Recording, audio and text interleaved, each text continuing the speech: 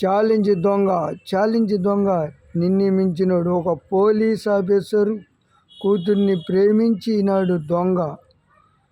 మరి ఏదైనా కన్న కొడుకును, ఏ తండ్రి అయినా తన కొడుకును ఉన్నంతగా ఎదగాలి, సమాజంలో మంచి పేరు ప్రఖ్యాతులు సంపాదించుకోవాలన్నది, మంచివాడనే ముద్ర వేయించుకోవాలన్నదే తన కొడుకుని ఎవరైనా ఇస్తారు, ప్రతి తల్లిదండ్రులు కోరుకుంటారు. ఒక తండ్రి తనతో పాటు దొంగతనం నేర్పి, దోపిడీలు నేర్పి, గజ దొంగగా ముద్ర మారుస్తాడు. మరి అలా తయారు చేస్తాడు అలా కొడుకుని. ఎందుకో తెలుసా? చేయని దొంగతనానికి, నేరానికి ఉన్నంత అధికారులు చేసి అక్రమాలను బయట పెడతాడని ఆ అధికారులు, కోటేశ్వరులు నలుగురు కలిసి చేయని నేరాన్ని, దొంగతనాన్ని తనపై ముద్ర వేసి సమాజానికి దొంగనే ముద్ర వేస్తారు. ఆ వేసేసరికి నిజంగా దొంగగా మారుతాడు. తన కొడుకును గజ దొంగగా మారుతాడు.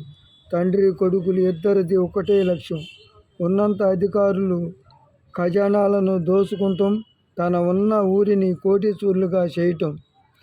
తండ్రిని మించిన కొడుకు. ఒక్క కోటేశ్వరుడు భార్య పుట్టినరోజున ఆమె మెడలో డైమండ్ నెక్లెస్ 100 మంది జనంలో ఎలా కొట్టేస్తాడో, 3 అంతస్తుల మేడ మీద నుంచి తన గుర్రంపై దూకి ఎలా మాయమవుతాడో పెద్ద తెరపై చూద్దాం ఆ సీన్లు. మరి చిన్న తెరపై, యూట్యూబ్ తెరపై బొమ్మలో ఇమేజ్తో చూద్దాం ఇప్పుడు మామూలు కథ. ఆ తరువాత ఆ డైమండ్ నెక్లెస్తో దొంగతనం చేసి తన గుర్రంపై ఒక విశాలమైన ప్రదేశంలో వెళ్తుండో నలుగురు రౌడీలు ఒక యువతిని పట్టుకుని బలవంతాన మీద జీబులో తీసుకెళ్తుంటే బలవంతంగా తన గుర్రం ముందు దూసుకెళ్తుంది జీబు.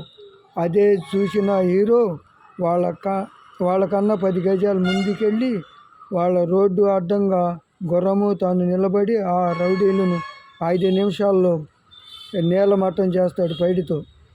ఆ రైతు ఎవరు ఎక్కడికి వెళ్ళినా అంటే మా నాన్న డిఎస్పి కూతుర్ని, మీరు ఎక్కడికి వెళ్ళాలి ఎవరు అని అడిగినందుకు హీరో చెబుతుంది, హీరోయిన్ మా నాన్న డిఎస్పి కూతుర్ని పలానా ఏరియాలో వెళ్ళాలి అని చెప్పింది.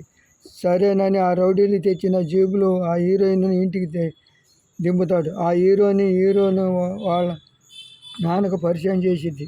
హీరోయిన్ రాజేష్, నందిని పేర్లు. లవ్లో పడతారు.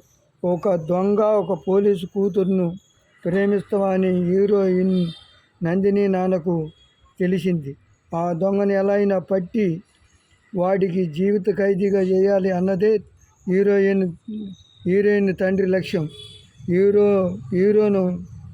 హీరో నేను పోలీసు దొరకను, ఎలాంటి దొంగతనాలు దోపిడీలు చేసిన అన్నదే హీరో రాకేష్ లక్ష్యం. ఈ ఇద్దరి మధ్యన హీరోయిన్ ప్రేమ పెళ్ళి ఎలాంటి జరిగిద్ది. హీరోయిన్ పుట్టినరోజున హీరో వస్తాడని డిఎస్పి పోలీసులు బందోబస్తు ఎలా సిద్ధం చేస్తాడు, హీరో ఎలా వస్తాడు, ఆ హీరోయిన్కు గిఫ్ట్లతో పాటు ముద్దు పెట్టే సమయంలో డిఎస్పి ఎలా చూస్తాడు, హీరో ఎలా తప్పుకుంటాడు దొరకకుండా.